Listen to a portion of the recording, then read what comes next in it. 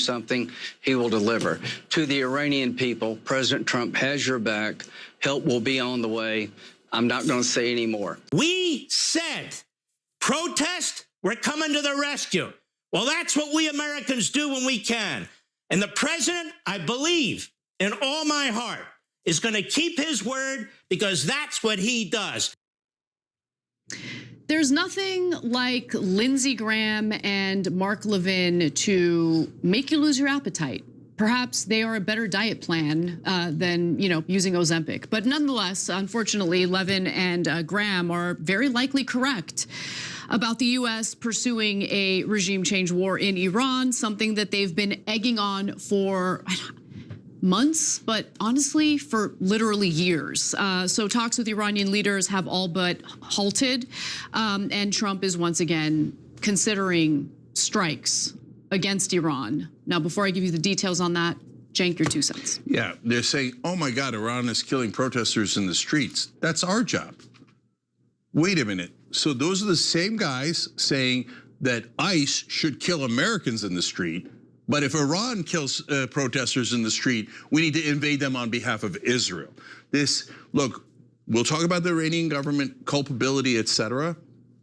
But this has nothing to do with their feelings about protesters in the streets. And oh my God, Israel wants to protect Muslim protesters so badly. No, they want to invade Iran, install a dictator that serves Israel. That's what all of this is about. We're going to show it to you right now. And very likely get those protesters killed, by the way. So anyway, the Trump administration is hosting senior defense and intelligence officials from Israel and Saudi Arabia this week for talks about possible strikes on Iran. According to U.S. officials who spoke to Axios, the Israelis came to D.C. because they practically live here and occupy our government, but nonetheless, that was my addition to this excerpt. The Israelis came to D.C. to share intelligence on possible targets inside Iran. Israeli military intelligence chief General Shlomi Binder held meetings with senior officials at the Pentagon, the CIA, and the White House on Tuesday and Wednesday. 2 U.S. officials said, can we please get them the F out of our government? Can we do that? Can we think about that maybe? Get them the F out of our government? Yeah, look, he's literally, an Israeli general is literally coming to our government and say, here's your orders on who to bomb. You're to bomb here, you're to bomb there, you're to bomb there. Okay, have you learned it, you stupid Americans? You work for Shlomi from now on, you understand? And our government goes, yes, sir, of course, sir. And then they send out their dogs, the Israel cucks. Yep. Lindsey Graham, Ted Cruz, Mark Levin, all these guys. Oh, we have to invade Iran for Israel. No, we don't. They're looking to rob us blind and fight this war for Israel. I have to correct you. No, they don't say we have to bomb Iran for Israel because they know that most Americans at this point can't stand Israel, which is why they lie and say we got to save those protesters. So look, I just got to say, if you think that the Israel First crowd cares about innocent Muslims protesting for democracy, which is exactly what the Palestinians are doing, because the Israelis have kept them enslaved for 58 years and they're dying for freedom, and the Israelis murder them on a regular basis. You think those guys care about Muslims in Iran protesting for democracy? You're the biggest sucker in the world. They don't care about those people at all. They're using them as a gimmick to do more death and destruction and oppression in the Middle East.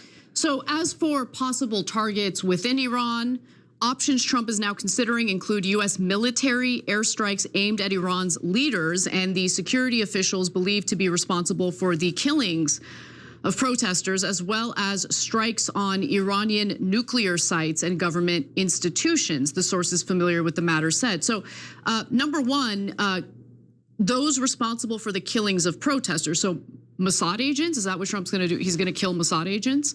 Also, I thought the nuclear sites had been completely obliterated. Where are you at, Jillian Michaels? Where are you at?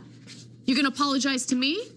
Anyway, let me continue. Also, the Saudis, on the other hand, are apparently concerned about a potential regional war and are trying to help broker a diplomatic solution. I don't really know if I believe that, but Saudi Defense Minister Prince Khalid bin Salman is expected to have meetings at the Pentagon, the State Department, and the White House with people like Marco Rubio and Steve Witkoff, which inspires absolutely no confidence. And look, the reason why I don't trust the Saudis is because they pretend like, we have issues with Israel, but behind the scenes, they're on their knees, pleasuring the Israelis. Now, White House officials say that Trump still hasn't made a final decision, but as we know, he has escalated his rhetoric as of late. He threatened Iran last week on Wednesday, or actually, no, this week on Wednesday, with strikes that will be far worse than last time. And the military buildup in the region will also be completed in the next few days, which includes the arrival of the USS Abraham Lincoln Carrier Strike Group. Trump also claims that he wants to make a deal with Iran as it pertains to their nuclear program, or at least preventing them from having a nuclear program. But it does appear that these negotiations have stalled. I mean, who would trust Trump at this point? I certainly wouldn't if I were the Iranians. And now Trump isn't even agreeing to meet with Iranian officials unless they agree to a permanent end to uranium enrichment, new curbs on Iran's ballistic missile program, to which if I were in the Iranian government, I would just double middle finger to that, and halting all support for Iranian proxies in the region. The biggest sticking point, sources said, has been the U.S. demand that Iran agree to put limits on the range of its ballistic missiles, an acute concern for Israel. So why the hell do we care? That's it. End of story. Why do we Americans care? Fight your own battles, Israel. Fight your own damn battles. If you want to attack all your neighbors and you want to take more Palestinian land and the areas inflamed, that's kind of your problem. You're the one who started the problem. But Israel never wants to pay its own bills. They have universal health care. They have paid family leave. They have a ton of things we don't have. They're one of the top economies in the world, but they're like, no, America owes Israel. You owe us a genocide. You owe us a war with Iran. You owe us for everything. Back to the Saudis. The Saudis are Sunnis. They had a proxy war with Iran in Yemen. Iran is Shia. Those are the two main branches opposed to each other in Islam, okay? So the Saudis don't like the Iranians at all. These days they're a little bit worried about instability in the Middle East. The UAE just works for Israel. Yep. Saudis 80% work for Israel, and they have a common enemy in Iran. So the Saudis might be totally faking it and actually in favor of this war, but I don't know that. In the past, they've been dead set against Iran, and like I said, literally did a proxy war with them in Yemen. So I'm not trusting the Saudis. Agreed. And then, I mean, look at what they're doing here. They're throwing the kitchen sink at it, just like they did with Iraq, right? Oh, we're worried about the protesters in the street because we care about democracy so much. Okay, all right, then give democracy to the West Bank and Gaza Strip.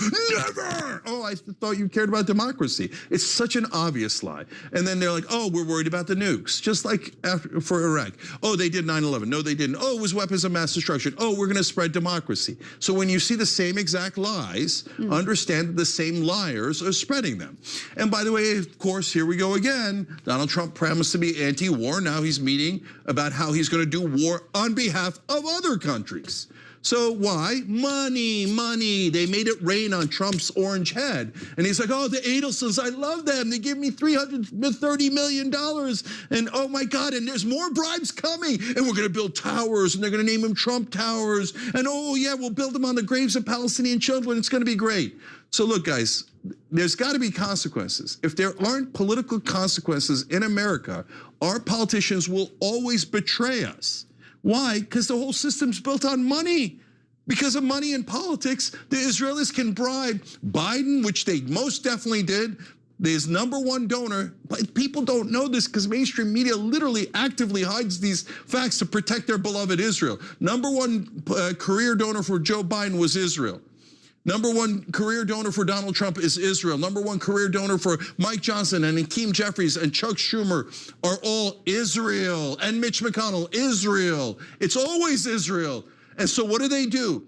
They say, and then they get the media to cover it up. Oh, no. You're an anti-Semite. If you don't, you owe Israel. You owe them. And if you don't give up all your money, then you're an anti-Semite and we're going to get you fired from your job and we're going to ruin your life. That's what thugs do. So there needs to be consequences. OperationConsequences.com.